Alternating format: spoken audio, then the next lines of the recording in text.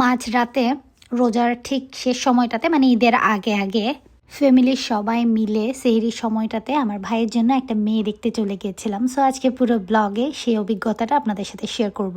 আসসালামু আলাইকুম এভরিওয়ান, এখন বাজে রাত 11টা। সো বসে গেলাম একটু সাজুগুজু করার জন্য, যেহেতু আমাদের প্রোগ্রামটা সেহরিতে। সো একটু রিল্যাক্সেই সাজুগুজুটা করছিলাম। জীবনের একদম নতুন একটা এক্সপিরিয়েন্স, আমার মনে হয় পৃথিবীর খুব কম মানুষই এক্সপিরিয়েন্সটা করছে। তো যে কয়েকজনই করুক না কেন, তার মধ্যে লাকিলি আমি একজন। তারপর আমরা সবাই রেডি অ্যান্ড এলিভেটেড এক্সপ্রেসওয়ে হয়ে আমরা সবাই বোট ক্লাবের উদ্দেশ্যে রওনা দিচ্ছিলাম। নর্মালি বোট ক্লাব আর ভেতরের রেস্টুরেন্টগুলো এত রাত পর্যন্ত খোলা থাকে না, বাট স্পেশালি আমাদের আজকে প্রোগ্রামটার জন্য পুরো বোট ক্লাব এবং রেস্টুরেন্টটা খোলা রাখা হয়েছে। গাড়ি থেকে নামার পর এই লাল টুকটুকে গোলাপ ফুলের বুকেটা আমার হাতে ধরিয়ে দিয়ে আব্বু বললো, এটা তুই মেয়েকে দিবি। বাট আমি কৌশলে এটা ভাবিকে ধরিয়ে দিয়েছি, কারণ এইসব ক্ষেত্রে আমি একটু শাই ফিল করি অ্যান্ড আমি খুবই ইন্ট্রোভার্ট একটা মানুষ। দেন আমরা রেস্টুরেন্টে যাওয়ার পর আমাদের ফুলগুলো টেবিলে রাখলাম অ্যান্ড আমাদেরকে ওয়েলকাম ড্রিঙ্কস দেওয়া হচ্ছিল। এরপর পরে আমার বড় আপু আর বড় দুলা ভাই চলে আসছে, ওদেরকে একটু ওয়েলকাম করলাম অ্যান্ড আমার আজু পাখিও সাথে চলে আসছে। এটা ছিল বোট ক্লাবের বনজুরের যে ব্রাঞ্চ সেটা। এরপর মেয়ে আর মেয়ের ফ্যামিলি চলে আসলো অ্যান্ড ফুল দিয়ে সবাই ওদেরকে ওয়েলকাম করলো। বাট এগুলোতে আমাদের কিছু যায় আসে না, আমি আর আমার আজু পাখি আছে আমাদের তালে। এরপর নানাভাই সব ব্যস্ততা শেষ করে আজু পাখির সাথে দেখা করতে আসলো। এরপর এখানে আমরা আমাদের খানা দানা শুরু করে দিয়েছিলাম। আজু পাখির ফেভারিট ফন টেম্পোরা, স্যুপ আর সালাদ। বঞ্জুরের খাবার নিয়ে তো আসলে নতুন করে কিছু বলার নেই, বঞ্জুরের খাবার অলওয়েজ 100-100। দেন আমরা চলে গেছিলাম একটু বোট ক্লাবের আশেপাশে বাইরে ঘুরতে।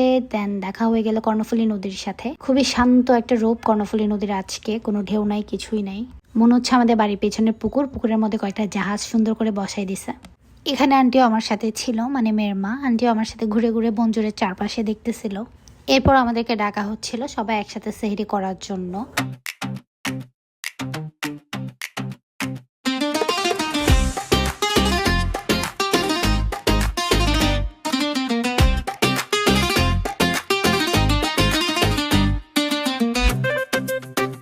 আমরা অ্যাজ এ গেস্ট গিয়েছিলাম, বাকি সব কিছুই কিন্তু আপুর বাবা, মানে যে যাকে আমরা দেখতে গিয়েছিলাম তার বাবাই ঠিক করে রেখেছিল।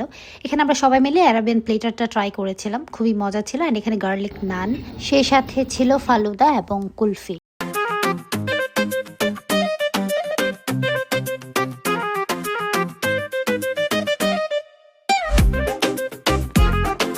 এরপরে সবাই সেরা করে একটা কফি খেয়েছিলাম, বাট আমি ফালুদার কথাটা স্কিপ করতে পারছি না কোনোভাবেই।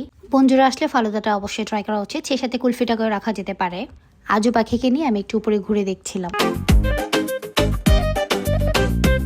রাতে আসলে অতটা বোঝা যায় না, বাট দিনে খুবই সুন্দর বোট ক্লাব, এটা ম্যাক্সিমাম মানুষই জানে। বনজুর জিসি থেকে এই বোট ক্লাবে শিফট হওয়া পর্যন্ত আসলে এই ব্রাঞ্চটাতে একবারও আসা হয়নি। সো এই প্রথমবারের মতো এসেছে। এখানে আজু পাখি 2 তলা থেকে নিচে ওর বাবা আর মাকে হাই দিচ্ছিল। দেন এখানে আশেপাশে একটু প্লে জোনটা ঘুরে দেখছিলাম। এটা অনেক বেশি রাত হওয়ার কারণে অফ ছিল, তাই আজু পাখির একটু মনটাও খারাপ ছিল।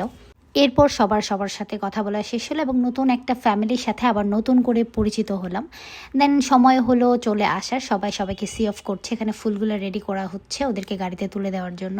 তখন প্রায় রাতের 2:30 বেজে গিয়েছিলেন, সবাই অনেক বেশি টায়ার্ড ছিল। আর পুরো ব্যাপারটা সবাই অনেক বেশি এনজয় করেছে, কারণ এখানে যারাই আছে কেউ এর আগে কখনো এই ধরনের এক্সপিরিয়েন্স করে নাই। তো সবাই এখন খুশি খুশি মন নিয়ে চলে যাচ্ছে বাসার উদ্দেশ্যে। আর আমার আজকের ভিডিও এই পর্যন্ত, টাটা।